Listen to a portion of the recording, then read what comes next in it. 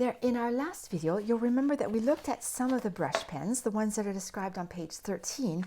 And if I just turn the page over, I'll see that there are more. There's the Karin Brushmarker Pro, there's the refillable pen, and there's the Pentel brush pen. So I'm just going to grab my Rhodia pad again. Oh, will I turn it over? No, I think I'll just keep going on the same page if I can. And we're going to look at each one of these. So we're going to start with the Karin brush pens. This is what they look like. They're in a way a bit similar to the Ecoline watercolor pens, but you'll see that the color is much denser. Look, they have a nice tip, that's for sure. They do have very sturdy, very beautiful tips.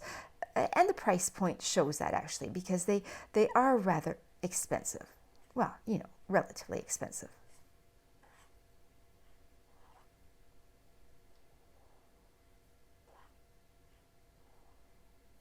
That's the Karin Brushmarker.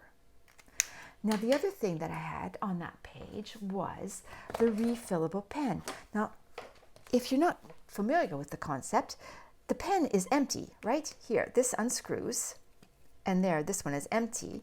But you fill the second part up here, this part, with water, and that turns it into like a watercolor pen, really. So here, I've brought in some paint, just like this, and I've got some paint here ready to go. A little bit messy, I suppose. The thing is, on this paper, it doesn't really show up. So let's try that on a bit of a piece of darker paper, like this. So if I grab some of my watercolor here, got a bit much water, I suppose, but that's okay. What am I going to write here? We'll write maybe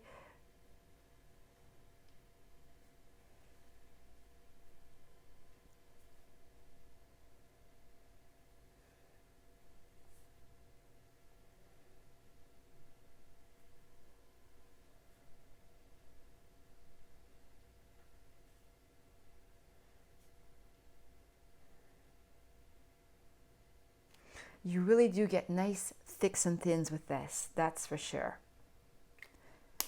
And if I let that dry, it'll show up quite nicely actually. And the last one on this page was the Pentel. Now, I would think that this might be one of my favorite pens. The problem is that I find that they dry out really quickly. I always seem to be refilling these things. But anyway, this is the Pentel. And there again, look at those strokes. They're beautiful. Nice and thick, nice and thin, the Pentel. And when they do dry out, actually, it's not really all that bad because I get this nice sort of scratchy feeling that I actually rather like. Wouldn't you know it, my memory card was filled up just as I got to the end of Pentel. So let's just do that again. Let's get rid of this page and I'll just bring back my Pentel pen and do that once more.